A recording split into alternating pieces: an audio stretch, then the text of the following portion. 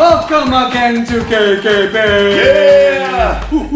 Yeah! This week, we're gonna talk about some of the things that usually have a lot of misnomers. Yeah. So like your friend always, Sifu shows us, like, we're mythbusters of Kung Fu. That's right. Right? Now, when they say classical versus modern, I don't think it should be classical versus modern. Right. Before guns became prevalent, imagine how badass these fighters were because they really worked out the kinks and systems how to like mutilate somebody with just their hands. Right. I mean, what's your take on it, brother? Well, I think that if you say, before 50 years before guns were either invented or popular, what type of fighter did you have to be? Right. You had to understand how to save your own life. So if someone's telling you that this is classical, here's my take on it. If it doesn't involve you defending your life combatively on the battlefield or the streets, that's more of a modern thing. Right. I feel like people are confusing the ring and the movies as combat. It's not, guys. 700, 600, even 100 years ago, you're going to get mugged the same way you're going to get mugged now. Right. So most of the time, yeah, it's pretty much the same. Think about it. There was an actual axe gang. I just thought that was a Yes, Kung Fu there's an hustle axe, thing. So think about it. A guy comes at you with an axe and you're a martial artist. If your martial arts any good, you're not going to pull a gun out. You're not going to pull another axe out. You have to know how to defend yourself. Right. But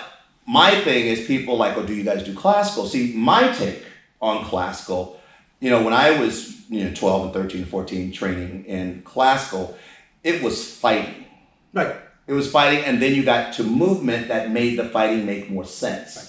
But you did the fighting, where there's certain people call it classical, and they never get to the point of why am I doing these moves in a sequence? Right. Right. And I think there's a little confusion about what's really classical and what has a more modern spin to it. Yes. And I don't want to ding any systems. I go, but it's good to know the information. If I'm not touching, if everything was like this, don't move SOB, everything was like, ha, ha, ha, ha, ha, ha. That's not classical Kung Fu. That's 80% of the combat videos. Anyways. That's not classical Kung Fu. Classical Kung Fu is if I come through and I hit him, and then I grab him, and then I throw him to the ground, and then I hit him. That's classical Kung Fu. And the reality is, you have to ask yourself a question, what's the point of the other stuff, right? Not that it's wrong, but then I got to put it in its combative context. So if I'm doing this motion over and over again, awesome. Matter of fact, what does it do? Matter of fact, I like moves better than I like forms because that's what I'm going to practically use, right? But if I don't ever get to do this to him, then how do I know? Right, right. I mean, a lot of you guys do Kung Fu mainly for forms, right? Because it's awesome. But you got to find out, what is it for? What's the definition of that? Every form movement is a word, right? Find out the definition and use it in a sentence. So figure out what you're doing and then add impact to it. And one of the questions that I noticed that has been online a lot is why do I practice these classical movements, right? And then when it comes to pressurizing them, I'm back here, I'm to kickboxing. And I tell people because, I'm sorry, no disrespect, it's not true classical movements. Right. True classical movements actually has the answer. Right. If you watch some of these grandmasters out there in their 60s, 70s, and 80s, guess what? They have the answers. They understand how to do it. And you have to be able to practically put it with results. It has to be result-oriented. If my movements are just movements, right, then I could be doing more motion versus action. Right.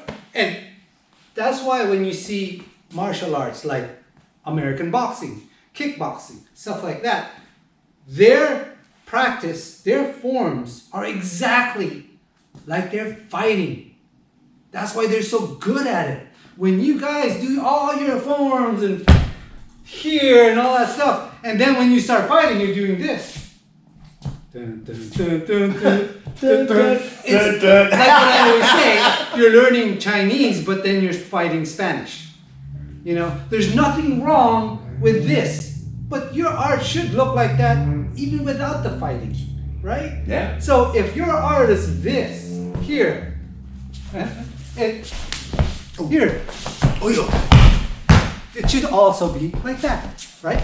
Absolutely. And if you're not constantly practicing, and some people say, well, when do I start practicing that? Well, that's going to come up to your Sifu. If you were one of my students, I would start you there in the beginning. Because even if you're not good at it, you're going to get the practice of movement, and then over time, you'll understand how to use your body more efficiently. And just remember, further back in history was a much more dangerous time. Very much so. And so if anyone goes, oh, it's more dangerous now, I go, yeah, we have guns. I go, but literally, when you go, it doesn't matter the country, you name the country, you go back 1,000 years, guess what? People were living or dying. Yep. Life wasn't as precious, right. I feel like, as now. Because it could be like, okay, SOV, see you tomorrow. Oh man, SOV, man, he was a good dude. Because he just got killed, Now, of course, we know that can happen now. But like I said, back then, his daily life is not based on him not having food, him being robbed for his goods. His daily life isn't that. Well, maybe where you live. Maybe where you live. But the reality is, classical Kung Fu was meant for that concept. Right. Yes, and remember to like and subscribe. Share this information because we want more practitioners to interact with us and learn this information if you don't already have it, if you can't get it from your Sifu or your senior brothers or sisters. We want to share this information with as many people as we can. Right. And it's free. Right. There you go. All right. That was important. I'm going to teach you something. I'm going to show you how to throw the chi ball. A lot of people don't know how to do this. I went deep into the mountain of Mount Wudong to learn this.